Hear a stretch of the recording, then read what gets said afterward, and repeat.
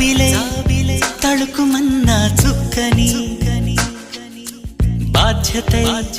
దొరుకుతున్న హక్కుని దేవుడై ఎదుగుతున్న భక్తుని సూత్రమై బిరియనున్న సాక్షిని పాతలు కొత్తని ఇప్పుడేమంటారు పోట్లాటలు శాంతిని మరి ఏమంటారు తప్పులో ఒప్పుని ఇప్పుడేమంటారు గత జన్మలో అప్పుని అసలేమంటారు నాలో నువ్వు నీ ఇక నీలో నేను నీ